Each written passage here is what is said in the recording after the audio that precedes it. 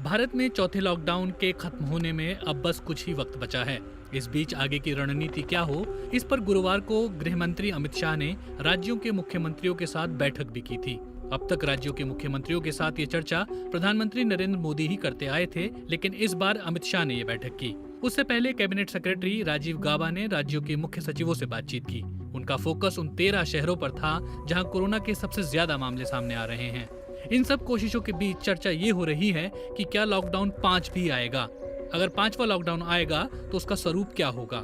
चौथे लॉकडाउन में छूट के साथ ही देश में कोरोना संक्रमण तेजी से बढ़ रहा है। हालांकि इस बात की आशंका पहले से जताई जा रही थी, लेकिन जिन 5 राज्यों में संक्रमण की संख्या सबसे ज्यादा है वो केंद्र सरकार के लिए चिंता का विषय हैं।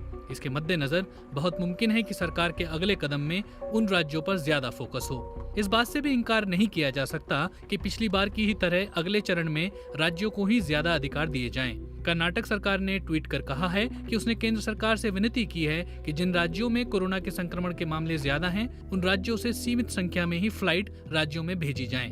दूसरे राज्यों से सड़क मार्ग से आने वालों पर प्रतिबंध जारी हैं।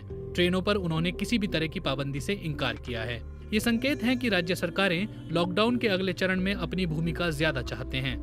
झारखंड के मुख्यमंत्री हेमंत सोरेन ने मुख्यमंत्रियों की बैठक से पहले ही कहा है कि चरणबद्ध तरीके से धीरे धीरे इस लॉकडाउन को गति देने के लिए जो बेहतर और कारगर उपाय होंगे वो किए जाएंगे। उन्होंने ये भी साफ किया कि उनकी सरकार केंद्र के फैसलों को अमल में लाएगी।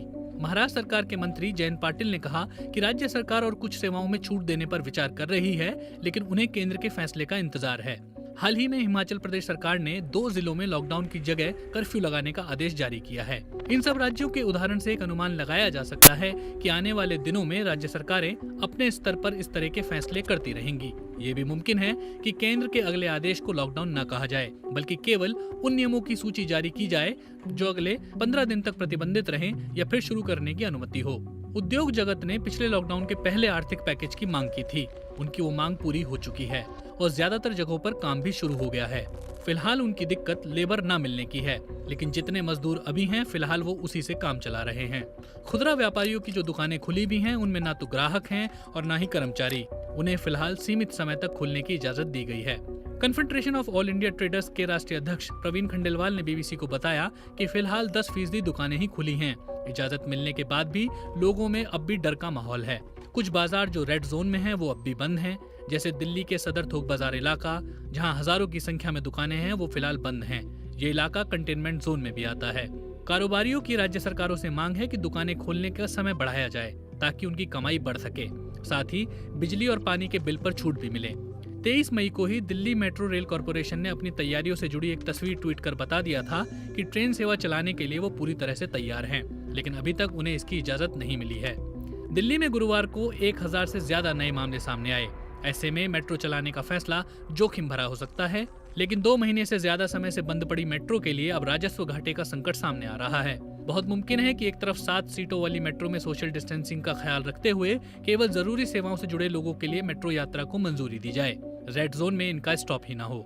महाराष्ट्र सरकार ने भी सरकारी कर्मचारियों की आवाजाही के लिए मुंबई लोकल चलाने की परमिशन केंद्र सरकार से मांगी है। घरेलू विमान सेवाओं और ट्रेन सेवाओं के शुरू होने के बाद इस बात का दबाव केंद्र सरकार पर ज्यादा है। हालांकि अंतर्राष्ट्रीय विमानों की आवाजाही शुरू करने के लिए अगस्त तक इंतजार करना पड़ सकता है। नागरिक उड्डयन मंत्री हरदीप पुरी ने ऐसे संकेत पहले दे दिए हैं। धीरे धीरे जैसे ही लॉकडाउन में छूट की संख्या बढ़ती जा रही है, वैसे वैसे लोगों की मांग जरूरतों के बाद दूसरी सुविधाओं की ओर भी बढ़ रही है। कर्नाटक सरकार ने 1 जून से कुछ मंदिर, मस्जिद, चर्च खोलने के संकेत दिए हैं। पश्चिम बंगाल में भी कुछ ऐसा ही फैसला हुआ है। सिर्फ कर्नाटक में ही मंदिरों में आने वाला चढ़ावा रुकने से करीब 133 करोड़ रुपए का नुकसान हो चुका है। वहां पुजारियों और मंदिर के दूसरे स्टाफ को वेतन देने में दिक्कतें आ रही हैं। यही हाल केरल के मंदिरों का है।